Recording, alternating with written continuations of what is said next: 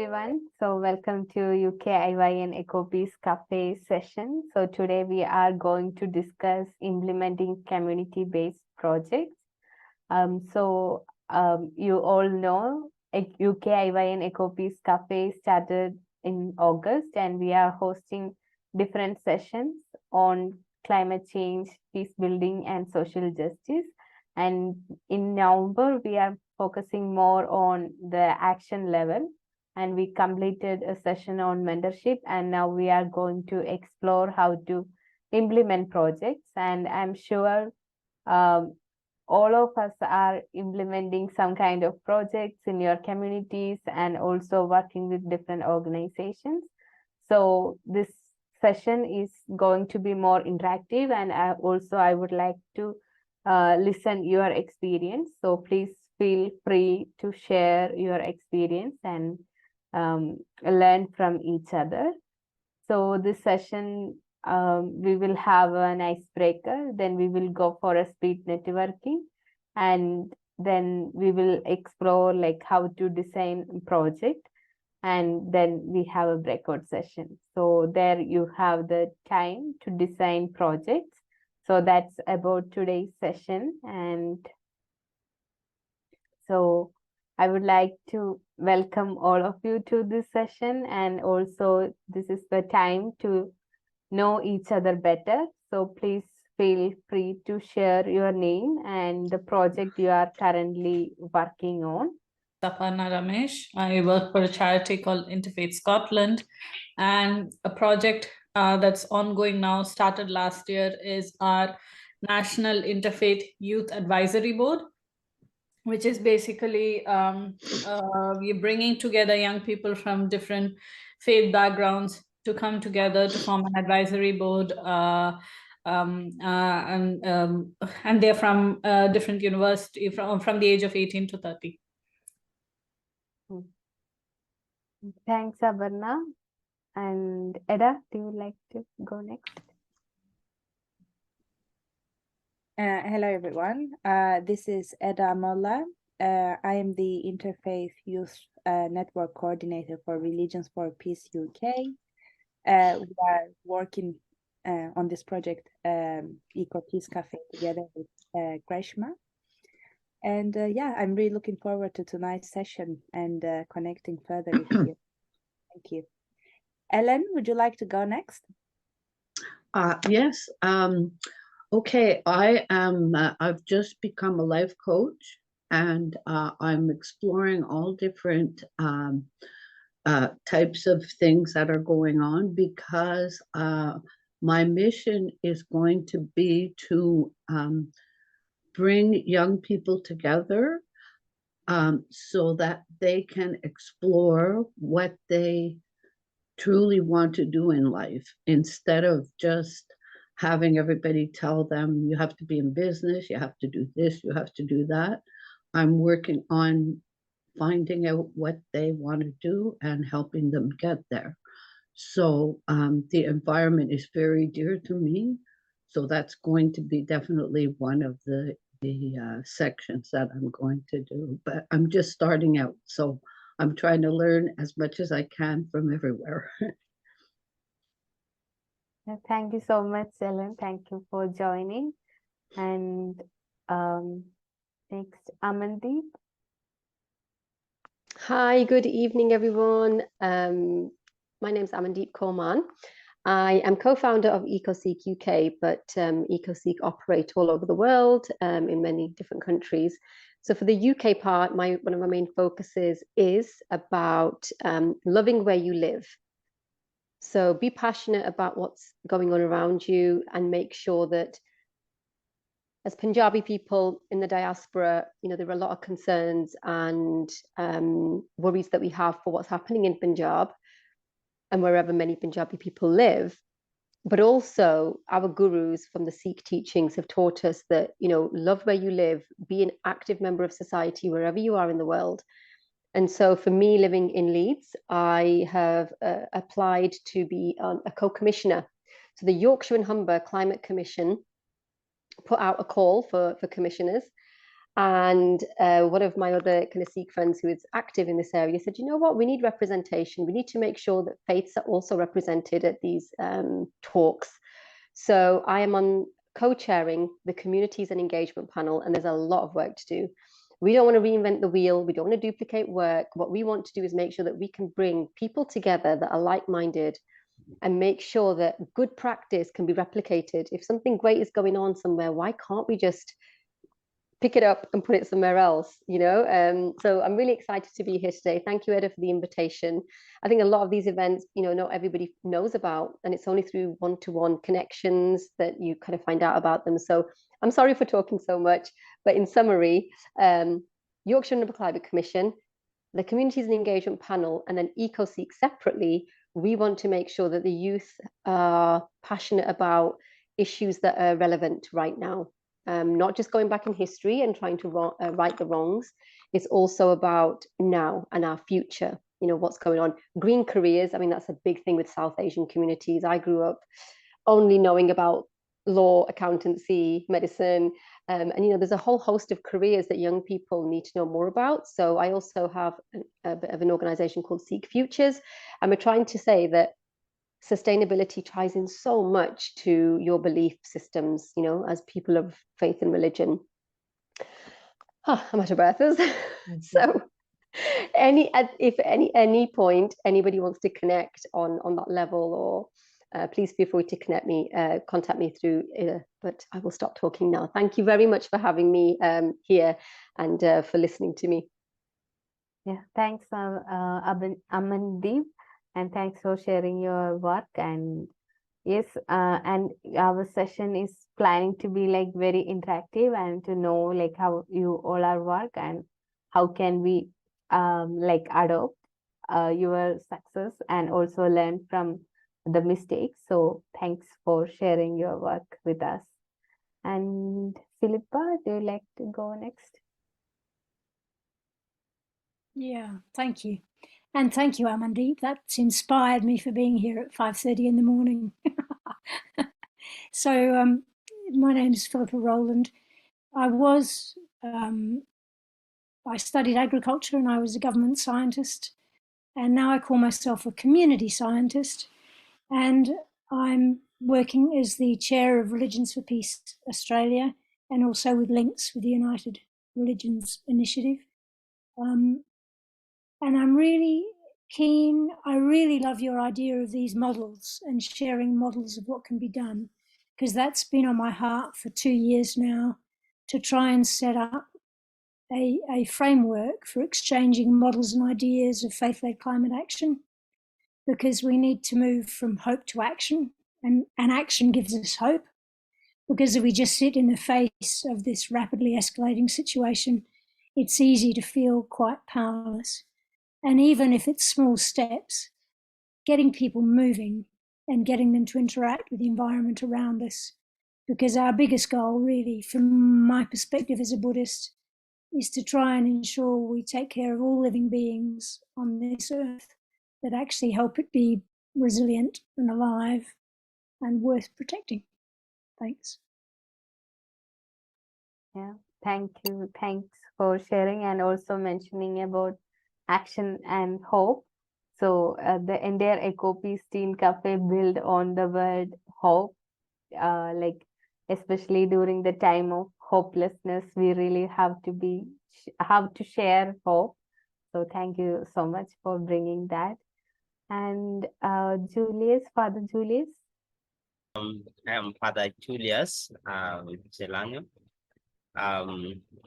I come from Kenya and I work in Philippines.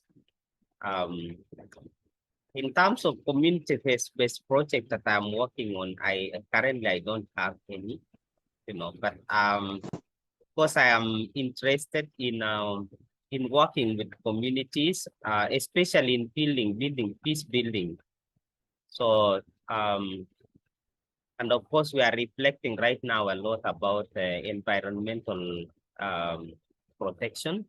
So I hope maybe in the future I will have a very concrete project to engage myself with in terms of environment protection. So I am just building skills right now, at least for the future. So thank you. Thanks, Father. Thanks for joining, and we really appreciate all of your like commitment, because I know like for Philippa and Julius and also Rias, it's so like early morning, like 2 a.m., 3 a.m. time. So thank you so much for joining at this moment and like showing that passion, and that really inspire us to do more. So thank you so much. And who's next? So Karishma. Thank you. I'm with the Religions for Peace Women's Steering Committee, and I'm delighted to see you all here. Congratulations, Ida, on all your work. Really excellent work.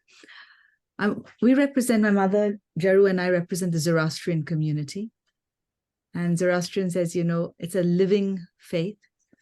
So every choice has impact both for the physical and the spiritual worlds. And the ecosystem is definitely being hindered by any kind of war. So we offer a message of peace, not just for the sake of peace, but for the sake of the ecosystem, the goodwill for future generations, and so that we can all progress together and build more prosperity and happiness. Thank you. Thank you so much. And Nelly? Yes, hi everyone. I'm Nelly from RD Congo. I'm a volunteer at EcoPeace Cafe. Thank you so much for inviting me of this session. Thank you. Thanks, Nelly. And thanks all for the introduction. Now we are going for a speed networking. So this is the time to know everyone better. So you have 5 to 7 minutes. So we are going to do a kind of speed networking. So please share your name and professional information, and also please feel free to share your contact information. So here we are giving you an opportunity to connect each other, and also to reflect, or maybe like brainstorming like any future collaboration that can happen from this group. So we will open the breakout session now. So you have a partner. So please listen to your partner equally, like listen to them and share your name and professional network like information and share the contact. So after 7 minutes, you will come back to the main room, and then we will go for another round of interaction with another partner. So that's how we design the speed networking. So please use this opportunity to connect.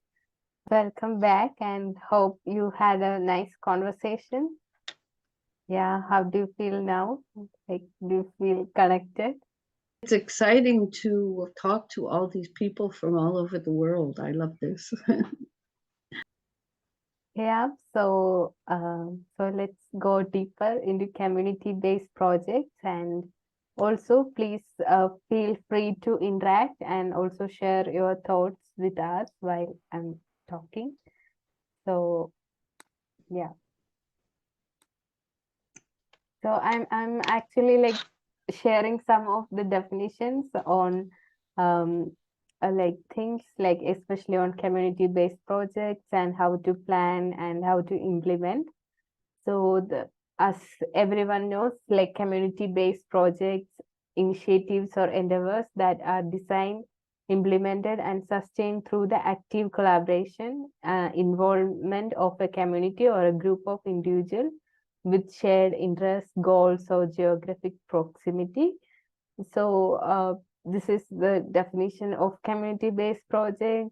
And also, like while going through this presentation, I would also like to share my experience of doing EcoPeace Teen Cafe. So EcoPeace Teen Cafe is an online transformative education program for teenagers. So when we design EcoPeace Teen Cafe that was for the community, like especially for my own community. Like I'm based in Kerala. It's the south of India. So we had like lots of climate change related issues. So since 2016, we are witnessing floods, droughts, and cyclones. Normally, our place was not that much prone to cyclones, but we had that in 2017. And when we had this alerts of cyclones, and we were like, okay, it may be fake. Like we got the messages like there will be cyclone are happening, but we thought like it's not a cyclone prone area, so it may be a fake message.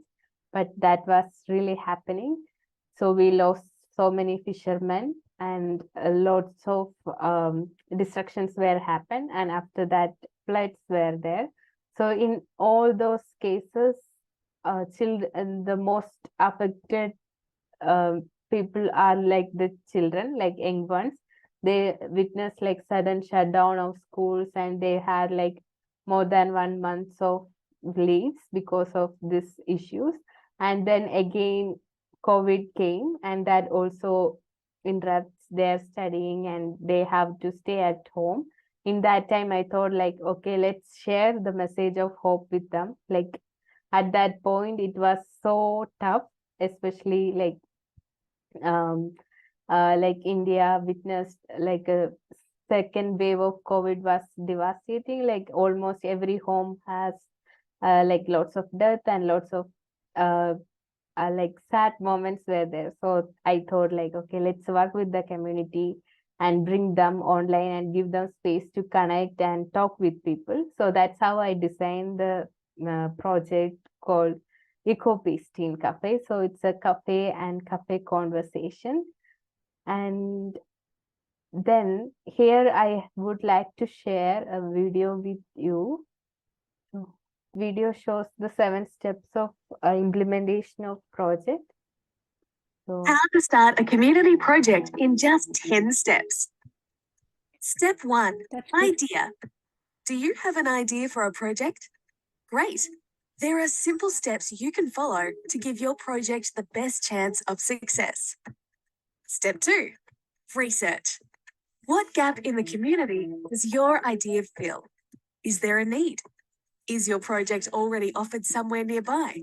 In some cases, advocating for changes or joining within existing projects might be the best way to achieve your goals, rather than starting a new project. Nothing currently available? Time to lead your own project. Step 3, recruit your team. Have you talked with your family, friends, neighbours, and similar groups in the area? What groups, businesses, or organisations might be able to help you? A partnership or team will give you more energy and support. If you get a team, be sure to clearly define who is responsible for each task. Having a team also helps to show that there is community support for your idea. Step 4, now some detail. Do you need funding to support your project? Many projects can be run with surprisingly little funds. You may find that donations of goods, services, venues, and people's time are the most valuable resources for your project. If you are considering applying for grants, try linking in with other organisations or groups to help you apply and manage the money. Step 5, location, location, location. Do you need a venue for your project? You can approach your local council, sports, or hobby club for casual room hire. Use the great outdoors or think outside the box for other options. How will people get there? Have you thought about access to public transport? How often will you need it? And what time will best suit the people that you want to come? Step 6. What if something goes wrong? All projects have risks. Identifying all the risks, you can be confident that your team is ready to handle any problems that arise. Plan ahead. Have you thought about insurance or incorporation? If you are not ready, look into partnerships to help you with these. Do you need permits or special permissions for your project? Talk to your local community development council worker. Do you need a working with children's check or food handling certificate? These can often be done online. Step 7, get the word out. There are lots of options to tell people about your project. Consider which will work best for your audience and idea. Step 8, growing your project. How can you improve your project and keep it going? Consider whether your team would benefit from training, such as project management, grant writing, marketing, or promotion. Or maybe something specific to your project, like art or exercise skills. How did your project go? Step 9, measure your success.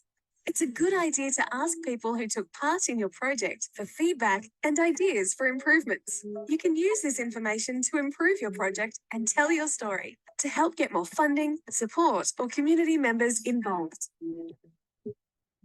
Step 10, more information. Links to help you are below. Many of these resources and templates can be found free online. Don't forget, there is always someone you can talk to at your local council, neighbourhood house, or relevant club for help. Good luck. Now, it's your turn. Start. Thanks for watching. And now I'm going to share my screen. The first step is project planning. So when we start the project, here are some questions to reflect, like while preparing a project plan, like what is the problem and what are the project objectives and goals and scope of the project, and who are the stakeholders and what are their expectations, what is the project timeline and the critical milestones. So these are the few things to consider while planning a project. And project planning is the process of defining the scope, objective, task, and timelines. And it involves creating a comprehensive roadmap that guides the project team in executing tasks efficiently and achieving the desired goals within specified constraints. So when I plan EcoPeace Teen Cafe, like I spend like more time on planning.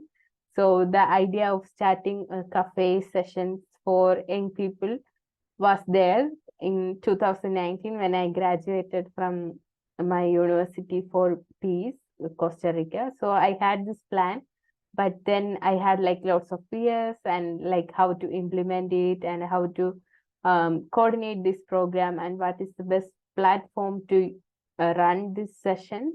So there are like lots of confusions and lots of doubts were there. At that point of time, I was like ready to ask for help. Whenever I need help, I was reaching out to my mentors and connect with them and ask for feedbacks, and I shared my thoughts with them. Initially, that was just kind of like some thoughts. And then my mentors actually helped me to form into a kind of a proper structure of proposal and designing the objectives. And they were always mentioning about the SMART approach for designing the objectives. So that's how I designed EcoPeace Teen Cafe and launched it in 2021, October, as a tribute to Mahatma Gandhi, the International Day of Nonviolence. So that's how we designed and like planned the project. And when I reflect about that process, till now I can find out there are like some shortcomings are there. It was like we were planning for a 6-month project, so it lacks a long-term vision. So we were like really planning for a short-term vision, just doing training for one group of young people from Kerala, but it grows eventually, and we are also seeing like how it grows and how it's going with different organizations and also partnering with other organizations. So this is about the project planning, and at this point I would like to hear from you, like your experience in planning, like what were the steps you take and like how you define the problem, like how you realize. Like for me, it was about the climate change issues, and I really wanted to take the climate action to address like the climate change issue as well as the conflicts happening, or like turning this the challenge of climate change to a peace building process, like bringing peace from the climate action. That was my initial thought. And yeah, so it would be really nice if some of you can unmute and share your thoughts on like how you define a problem, like when you have a chance to start a project, like how you define the problem. So Aparna, I think you are ready. Yeah, when I saw what the slide said, I said, oh, I immediately knew what I was going to share. So the project that I had shared was our National Interfaith Youth Advisory Board. And so it started off because there was a problem, obviously, as many projects do. And the thing was, we had interfaith youth engagement, youth engagement with interfaith in the interfaith platform on and off. That was there over the years, but there was a lack of consistency and a continuity that was there present always. There would be long periods where we would find it very hard to engage with any young people at all. So when we started thinking about from a structured advisory board, the reason behind that was to provide a proper platform where we could continue the engagement. Because just for example, the first thing that happened, we had a young person who joined us, and then she was there quite active for a few months, and then she got married and she moved to a different country. So that was the thing with the transitioning, like young people are always the age that we wanted to engage in. They were always in a transitioning phase. They would either finish university and move somewhere, or they get a job somewhere and go there, or they get married, or some other reason, mostly because of travel or other engagements happen, they move on. So then they found it difficult often to continue engagement with us. So we felt if we had a proper structured advisory board, then we could ensure that if there was somebody who said, okay, I might have to discontinue because I'm moving or something, they could at least, we say, oh, would you like to recommend somebody else for your seat? If we had a particular term defined or a particular, we say, okay, there's membership structure over here, then you can always say, so if it's for a particular faith community, they would always know some other young person in their faith community who they could possibly recommend. So there were many other factors, of course, in this, but these were these were some of the questions we had thought about. And so keeping this as a central problem or central issue that had to be addressed, because so far all the many other youth projects that had started had to be discontinued because the young people sort of it sort of tapered off, I think, before. So hopefully this will not go through that particular issue. So far we have not had that problem, but maybe when we structured this thing, we ended up documenting it, hoping for a continuity. So let's see how it goes. It's only been about a year and a half, I think, now. So let's see how it goes. Yeah, thanks, Avarna, for sharing that example. And also, when we define the problem, please consider this question, like what is the nature of the problem and extent, like where does it occur, like, and how long it has been going on, and who is affected by it. So these are some questions which can be considered while defining the problem. And any other thoughts or anyone like to share? Otherwise we can move to the next slide. Yeah, I'd love to jump in, because that really resonated with me, Aparna. And you've given me, it's just a clear thought that by having a continuing structure that can evolve, but it's got some certainty and shape. So there's a place in there for youth, or, there could be different places on the structure. But to get the structure so it's workable and flexible, that gives you that opportunity to find replacements, because both with Religions for Peace and with the Multi-Faith Association here in South Australia, we struggle. We sometimes find a wonderful young person that wants to engage more broadly with other people all ages and all different perspectives. But we don't have continuity, and we're not tapping into the broader youth voice. And particularly with the climate issue, which is very close to my heart, so working on fact-led climate change, is an enormous youth-led climate movement, but it's not connecting up with the faith movements, because they're quite separate. So finding bridges between them, or ways, and it's partly thinking through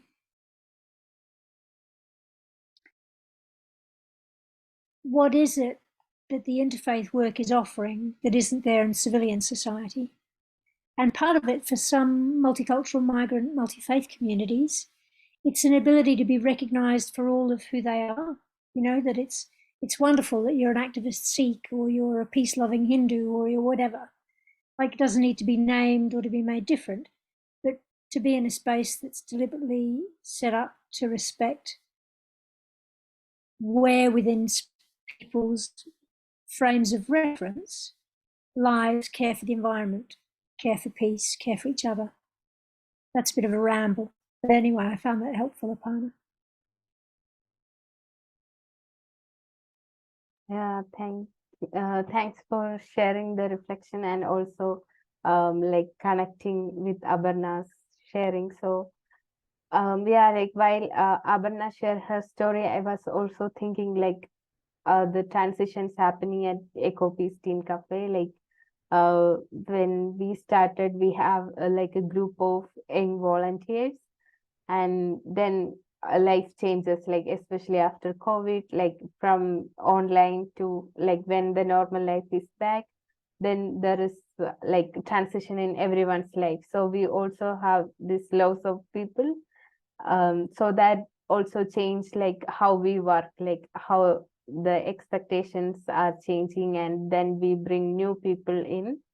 So yeah, in a project we also expect like lots of unexpected changes, and we have to be like flexible in adjusting with the time and also with the changes to make it more make it more successful and meaningful. So yeah, so we can move to the need assessment.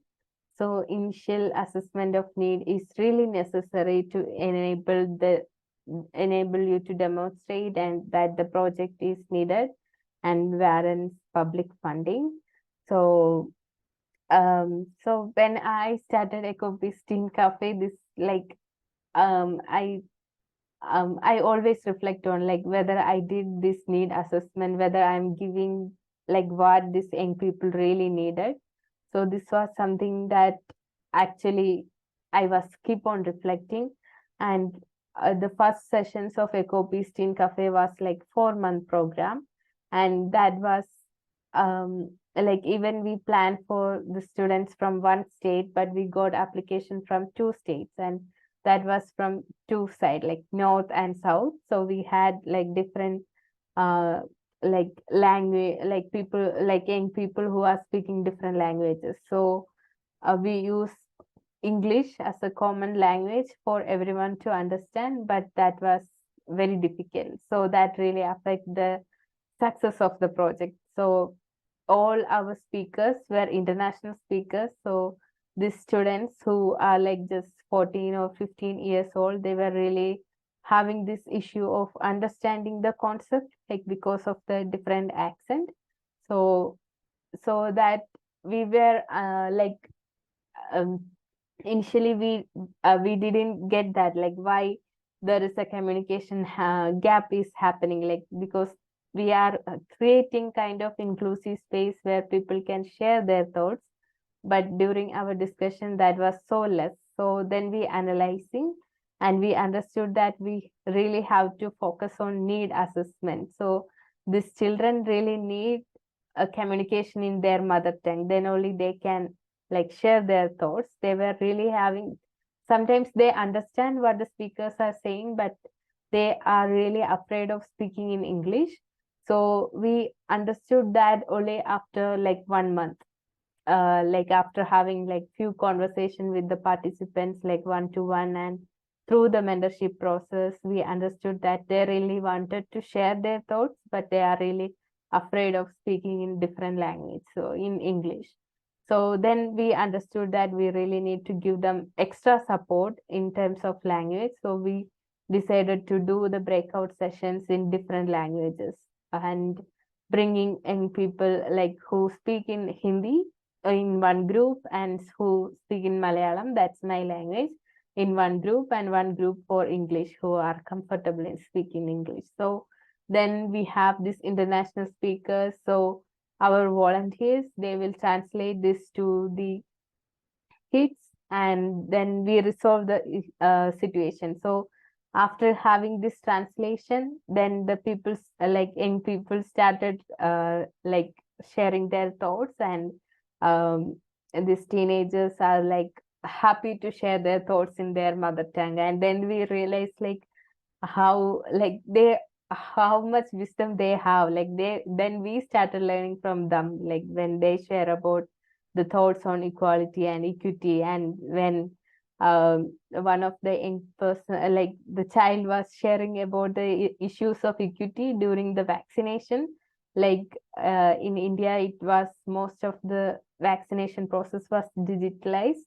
So they were talking about the inequity in this process. So we were so amazed, like we were so happy to see like their engagement by when we give them the opportunity to speak in their own language. So we need to do, like we were also realizing like how important need assessment is. So we have to find out the stakeholders before the session, and we also need to know their expectations and what their needs are.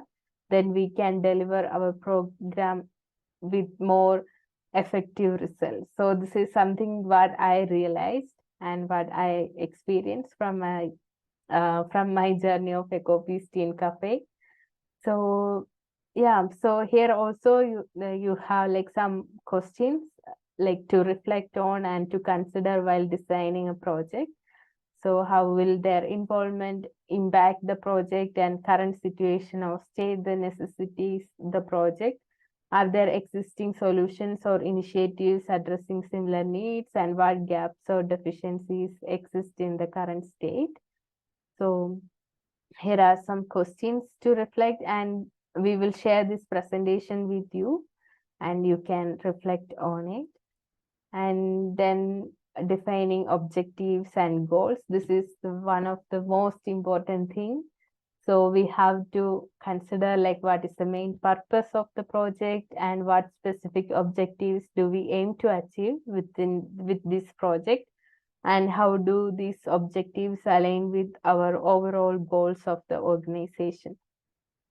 So establishing clear and specific aims and objective is the crucial of this for the success of any project, and it's also act as a guide for all our project activities, and also provide a benchmark for evaluating success at a later time. So it really helps us to keep on measuring our success, and also to track our progress, like track our points. So this is about defining objectives and goals. And then when we move to the implementation process, where we have a planned activities outlined in the project plan are put into action. It involves the execution of tasks, allocation of resources, and coordination of efforts to achieve the project activities. Successful project implementation ensures that the planned deliverables are produced on time, within budget, and according to specified quality standards. So if I am sharing my story of EcoPeace Teen Cafe again, like during the project implementation, we were learning a lot actually. Like we have this kind of listed the project activities, and then we implement. For us, the project was like education project. We had this course for 1 month initially we did that for 4 months. Then we realized that we need to change that structure because these teenagers have like lots of commitments. So it's hard for them to commit for 4-month period. So then we decided to reduce the time period and make it like 1-month program and make it more easy for them to assess the course and giving them more instructions on WhatsApp than the Zoom conversation, because it takes more like more data and more money. So we make it like as easy as possible. So while implementation, we learn a lots of things. So that's why initially I said like we have to be very flexible, like we have like on the go, like we learned a lot and we have to restructure sometimes. And at the same time, like we have to come back to the objective and also check whether we are meeting the objective or making any like corrections or editings on it, and also doing like implementing these projects. We have to be like very careful about the budget. Like while making changes, we have to think about the budget and how it can be allocated. Like especially like for us young people, it's really hard to get funds. So most of the time it's maybe it most probably like underfunded or unpaid works we are doing. So for us it's a little bit challenging to do everything, and also focusing on the resources we have, and mostly it's human resources. People are volunteering their time for doing these programs and come and helping these students like as a mentor or as a facilitator. So lots of things are happening during this implementation stage. So if our plan is really good, that really smooth the way of implementation. So while planning, like while putting down the activities, we have to be like really focus like how we are allocating our time, whether we have enough time. And at the same time we have to think about the self-care also. Like when allocating time, sometimes we are like, this always happened to me, like I'm so too passionate and I overstate my potential. So I put like, okay, I can do it. But when I started doing it, it really affects my energy level. So that also part of like designing time. So when we design, we also have to think about the time we are planning to spend for each project, and also we have to think about our self-care and also our time we spending for our like our well-being. So that's also an important thing. Yeah, and then we are more moving to monitoring and evaluating. So I'm going little bit fast because I really wanted to do the breakout session. It's more about planning. So there you will get more time to spend with your group members to discuss and do some kind of like brainstorming. So monitoring and evaluation of a project involve systematic process to track and assess its progress, performance, and outcome. Monitoring focuses on real-time observation and measurement of activities, ensuring they align with the project plan. Evaluation involves a more comprehensive assessment, often conducted at key milestone or project completion, to analyze the overall effectiveness, impact, and lessons learned from the project. So monitoring and evaluation is really important. And also like every session, like we normally had like some kind of feedback and some kind of poll, so that we know like how much we are meeting the expectations of the participants and how our interactions are, whether it's good or bad, or like how they rate. So that really helps us to improve our effectiveness.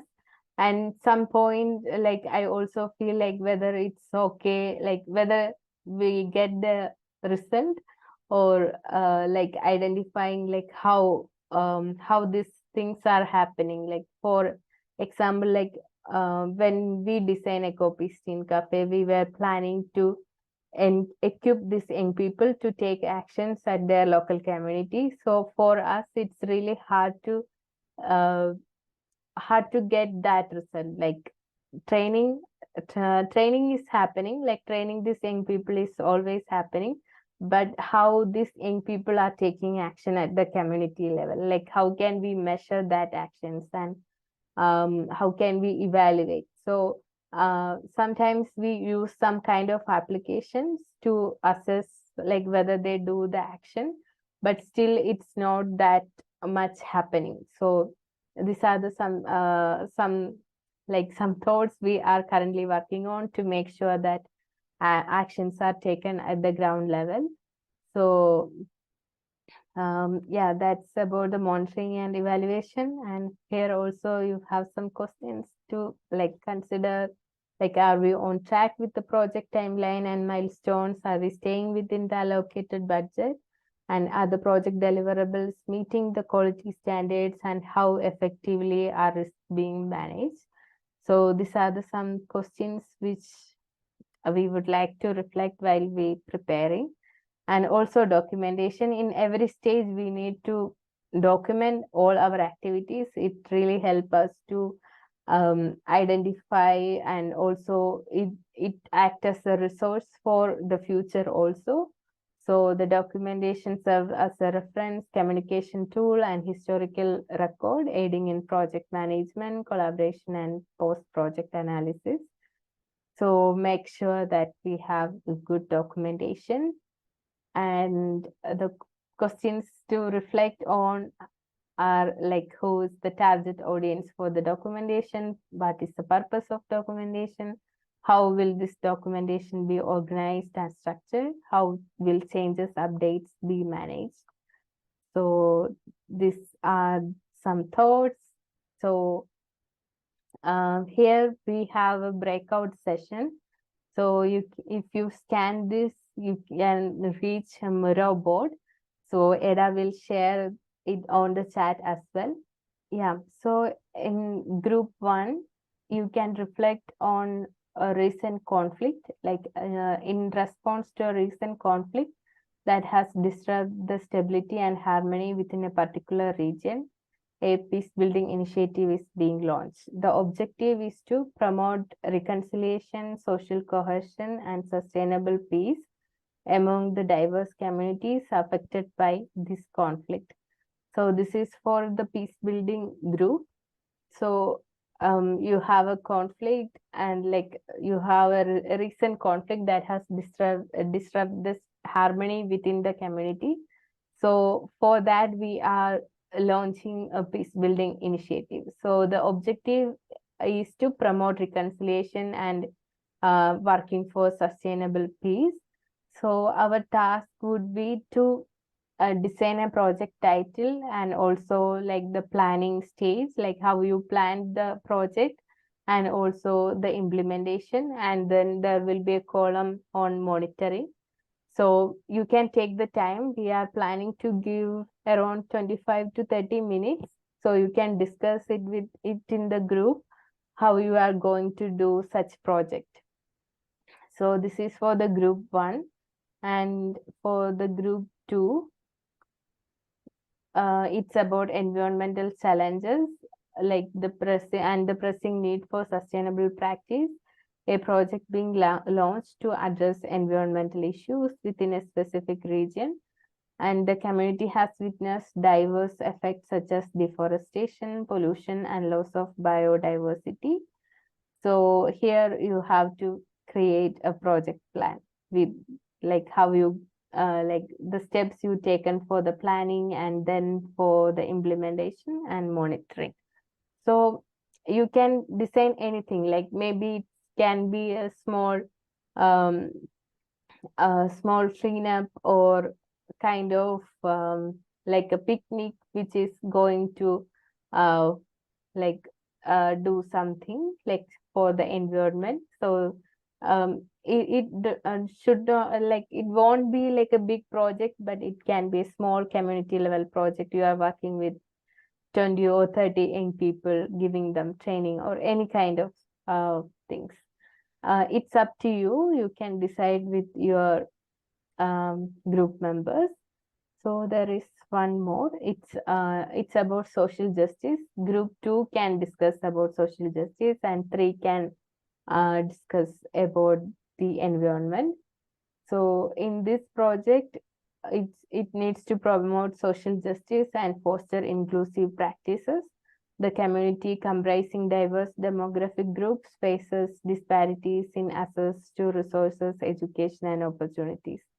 So here the 3 situations are like very vast. It's not like that much specific, but you can, like, it's up to your imagination. You can work on anything, but our theme is like peace building, social justice, and environment. So you have this time to discuss and come up with the idea of project. Yeah, it's open for reflection and how was it, like whether you get the time to discuss, or was it a tough task? Yes, Father. Yes, I think it really takes time to formulate the title of the project, to plan, to do implementation, and also monitoring and evaluation. I think the time was too short. Not normally in organizations that do planning, they normally take a lot of time. It's not an easy job. It really takes a lot of time. Yeah. So myself, I was with Nema in one group. She's a lady from Congo, and really we're just discussing about, because our topic was about social justice, group 2.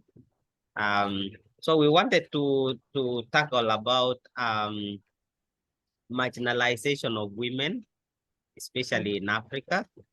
So we're just at the beginning stage of identifying what can be the title of our project. So we wanted to tackle about assisting women who face domestic injustices. Yeah. So we're actually at the planning stage when we just realized that we have to come back. So we're trying to define what is the problem.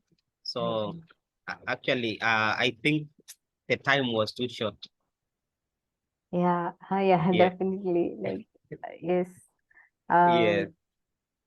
So we take like months to design and prepare things. So it's yeah, it's okay. Like at least just this is just to familiarize with like what are the steps while planning the project, and also to collaborate and also sharing the thoughts. Yes, Samanti. Yes. Hi. So from my experience in planning projects, there's always over ambition. You always think you can do a lot more than you actually can. And so we find ourselves sometimes juggling too many projects at the same time. So to make one go from start to finish, I mean, I've done project management, I know how the thing works, but actually putting it into practice when you're a voluntary worker, when you've got community dealings, it's not the same as having a business where there is money at stake and there is, roles and responsibilities. It's always a bit flexible. It's always a bit kind of, we'll work together, we'll get it done. So my question is mainly around monitoring and evaluation. How can what are the measures? What is an effective measure to think, have I done a good job? Have we done enough? What are the next steps? So that is my sticking point, really. We can get stuff off the ground. Sometimes we can, know where we're going, but measuring it and saying to somebody outside of the organization, have we been successful or have we not?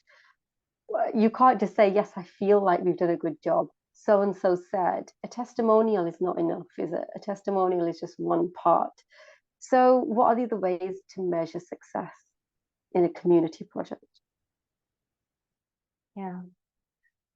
Yeah, this is the question I always keep asking to myself, like what are the good measures? Like sometimes, not sometimes, we always ask for feedbacks, and most of the time the participants share like this is extremely good. So yeah, it's very rare, like people like sharing their own like the honest feedbacks. And also like sometimes we do like polls and do the surveys, and also asking their like the transformative experience, like what happened before and after the sessions, like after like I'm like doing this training, so we say like after and before. So yeah, like things we know like normally do are the same things, like the surveys and questions and like that, and also like the feedback interviews, which we are planning and we are trying to do for the UKIYN EcoPeace Cafe, like But it like- goes beyond that, doesn't it? It goes beyond the surveys, because really, isn't the success of your project what happens afterwards? So like you said, the transformative, what happened before, what happened next, but also what is going to happen from here? So what are individuals going to take forward? How are we going to repeat this in a different city? How are we going to make sure that a different group of people that is a bit harder to reach, how do we take it to them? I feel like that is kind of how we need to measure our success. It's very good having willing people and saying, yes, they all participated because they were interested from the beginning. So I feel like one of our measures of community projects should be, have we engaged the disengaged? Have we reached the hard to reach people? And there's a social scientist that I worked with. He always says, it's not hard to reach people, it's hardly reached people. So these aren't people that are difficult to reach, you just don't bother going to them. And often I see things like consultations taking place and they're there on a platform, but that platform is not something that's relatable to those people, some of them. So it's our responsibility then to make sure that we are then taking it out, to all those places and tailoring it and adapting it to what suits them. So yeah, I mean, I think project management, the monitoring stage should be how many more projects are going to, that should be a quantitative measure should be how many more are we setting up and where are they? What are the demographics? Yeah. Because we can do something and bye-bye, it's gone. It was great. But there's no longevity, there's no legacy after that, is there, if we just stop there? Just thinking out. Yeah. So the concept of EcoPeace Team Cafe is something like that. Like we were trying, I'm the founder, and my vision is creating this chain of actions. Like we are sharing the information with people, and they have to go back to the community, start projects, and sharing that information. And then these people should go, so this should act as a chain. And since 2021, I'm trying really hard to make it happen.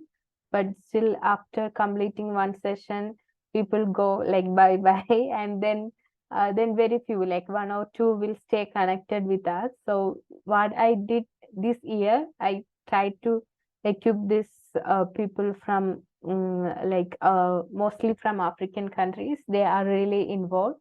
So I equipped them more. I did like more training programs with them and give them more external team building programs, all those things.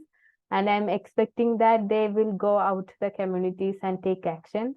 And I'm seeing the result from them. So I spent almost 1 year just for empowering them, so they can take this idea out and work with their community. So Nima, she is actually our volunteer, and she is from DR Congo. She is taking action at their community level. Like she go out and visit the schools and talking with them. So this is just one example of like how we are continuing this process, and also having different projects with different organizations. But still, when we train like hundreds of young people, then we get just one.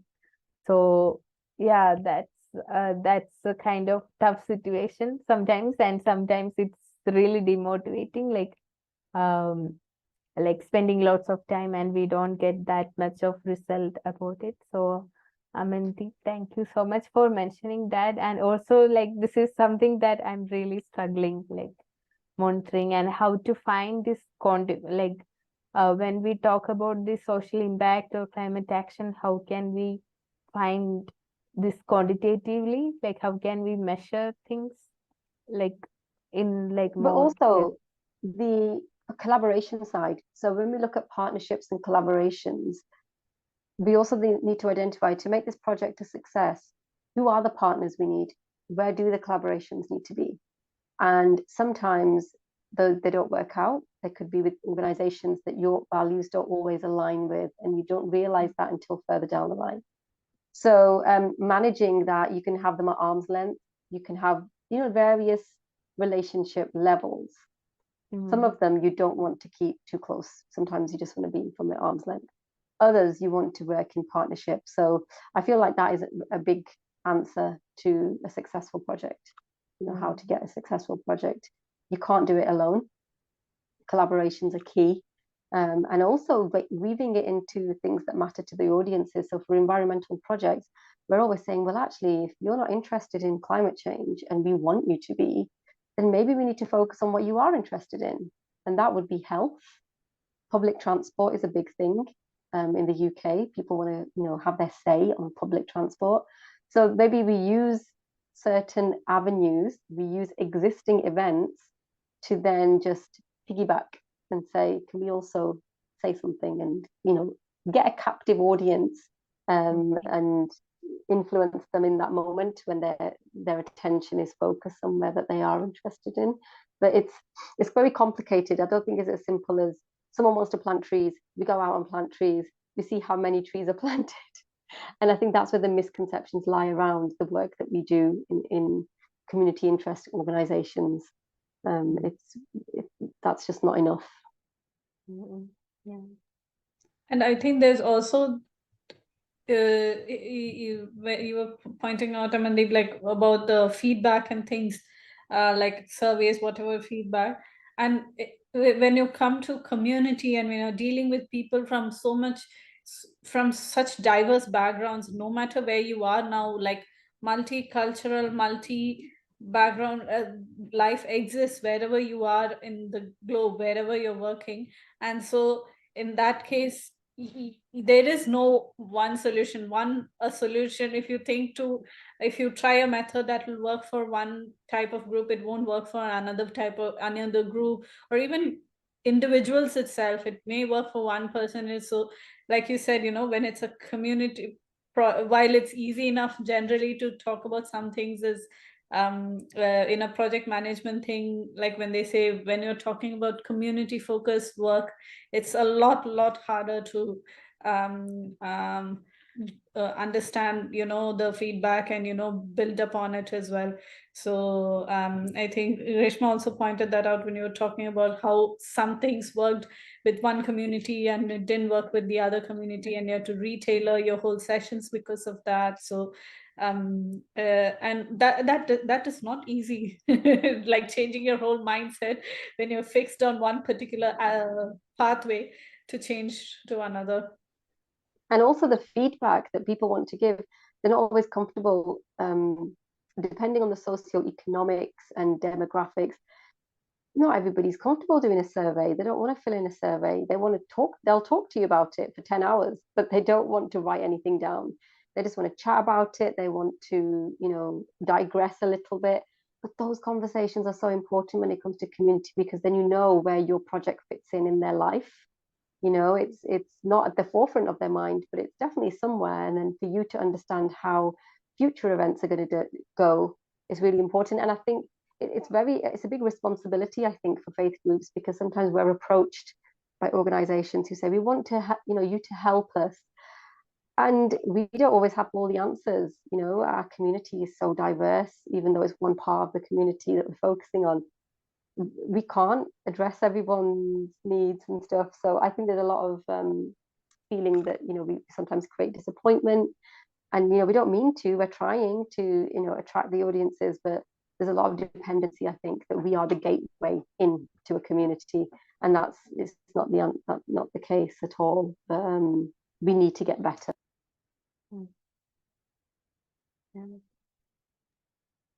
Just wanted to mention one more thing that I find difficult when it comes to community or the networks. I feel like there's a shift into individual needs rather than collective action.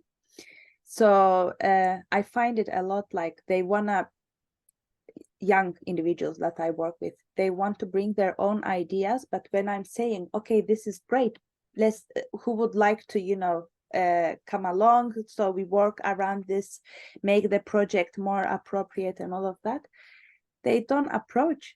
They don't want to be part of it, because I don't know, I find it difficult whether they don't have time because young people are super busy with making their living, and this has the economical change, everything going too expensive, of course has impact on that.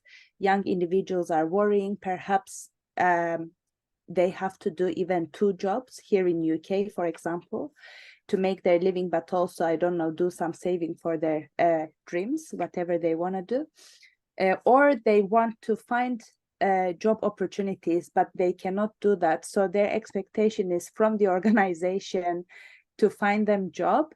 But you are asking them, okay, what would you bring? Like what collective action you would like to take? But then the expectation is not that, is pure personal and individual. And as a network or different, our organizations or charities, we are there to support them. But then is a charity has needs too. That's why it's called charity. It's not a business.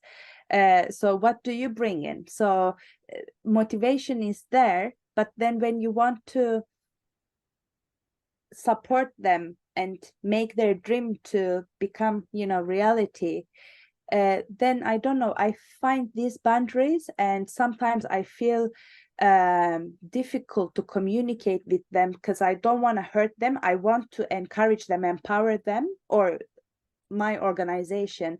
But as soon as you say, when we could do this RfPUK, for example, to give an example, so others can take part, we take action together, perhaps we involve other RfPs around the globe, then it changes a little bit. In the beginning they are so passionate, but then you miss that spark.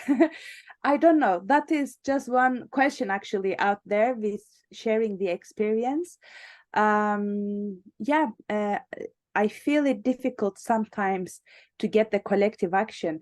They like campaigning, they would take action, but I feel like they want to be there for one-off thing rather than committing into something. So that is where I find it difficult to, like, putting a project together, right?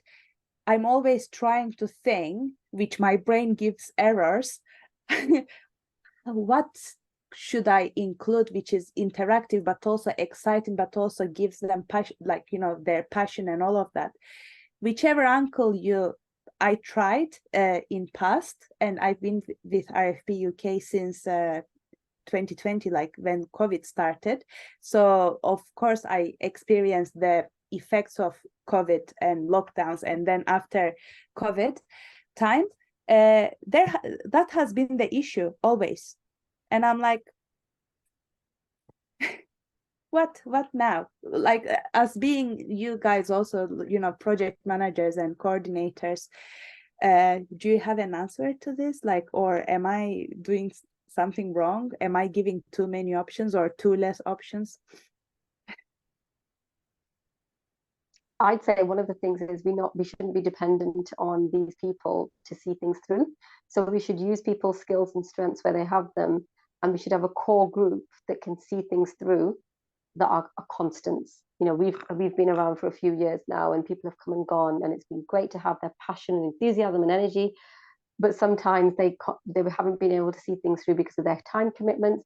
But if they're given an idea, get as much from them as you can, and then you just need to have your core team that will then take it through. But yeah, we cannot be too over reliant on these people for everything. We can't be expecting them to take it from idea to conception to implementation to event end. Some people are part of the journey and that's it, that they go, as long as we've got a core group to see the rest through.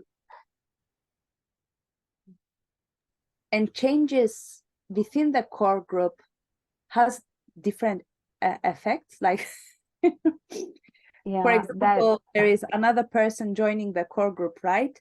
Group dynamics. Yeah, the dynamics, yeah. So it's sometimes hard to fulfill everyone. That even though we're community groups, sometimes our structure has to be a little bit business-like. Exactly. And I think that's where the lines get blurred, because people join in thinking, oh, I'm just a volunteer, you know, this is a community group.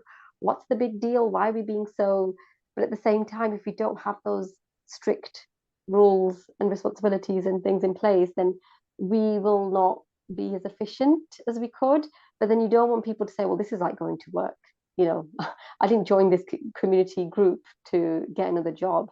I want to do this because I'm passionate. And so it's a very fine line between management and oh, I don't even know what the other word is. What's the opposite to management? Soft management.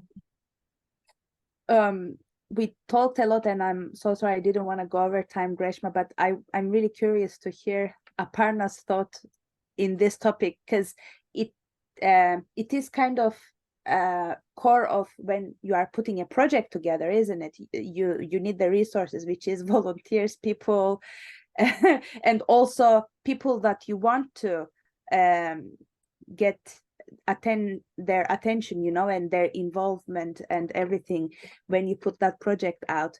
And also Julius and Nima, if you have also additions to this. Aparna.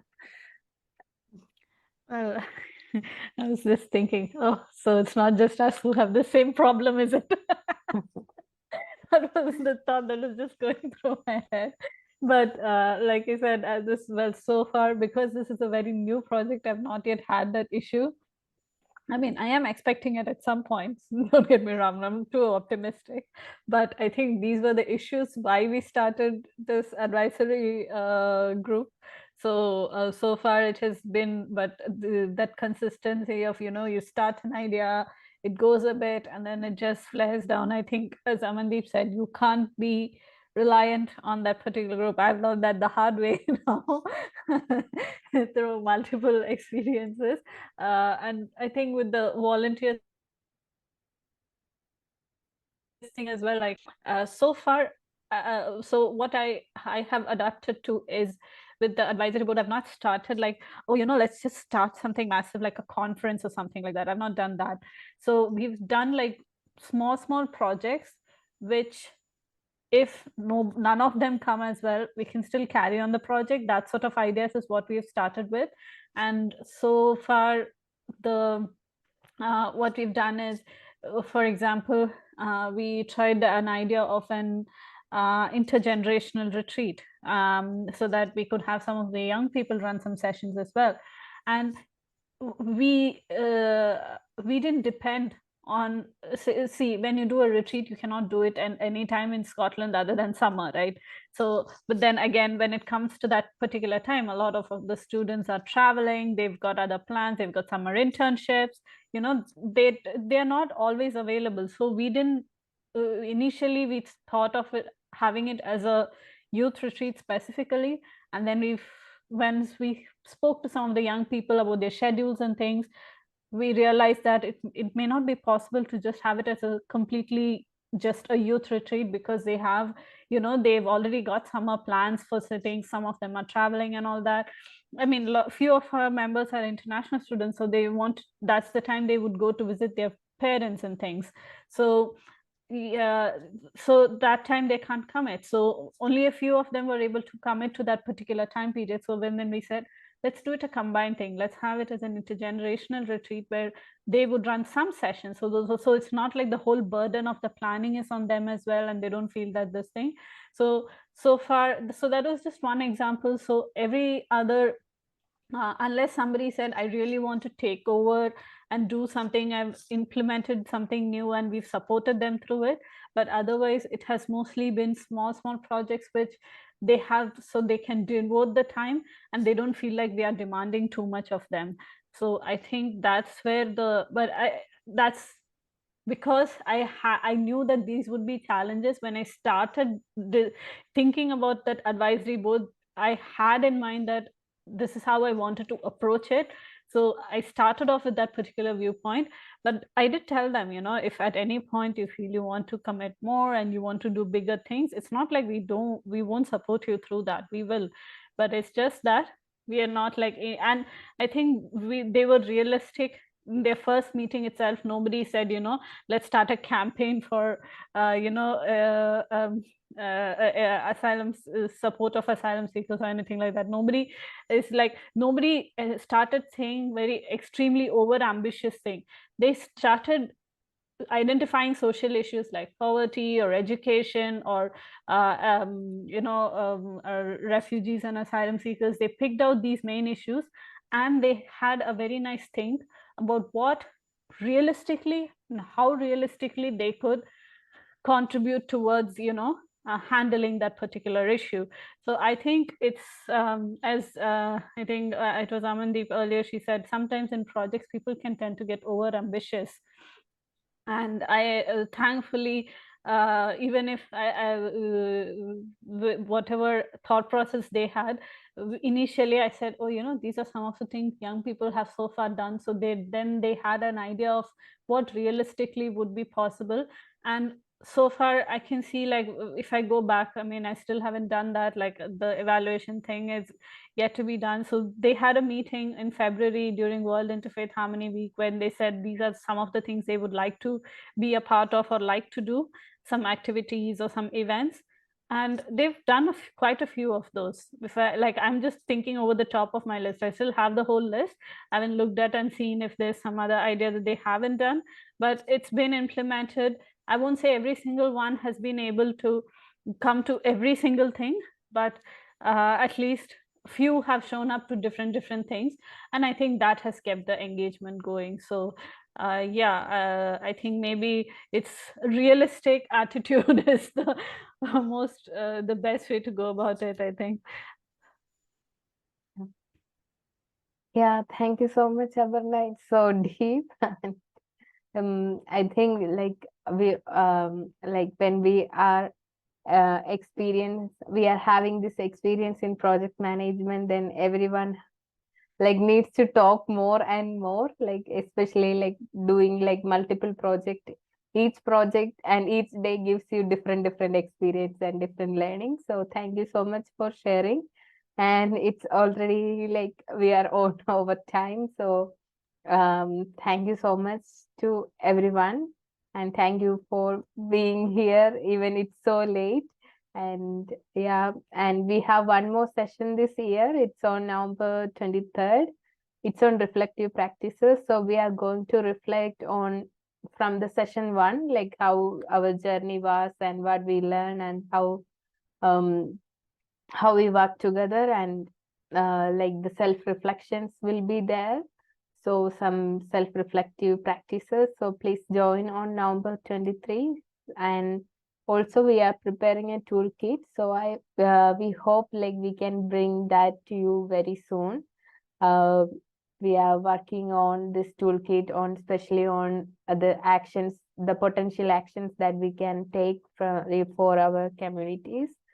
So we will share that also, hopefully by the end of this year. And and thank you so much for your time and your patience, and thank you so much for keep coming back and sharing your insights. It means a lot to us. Thank you.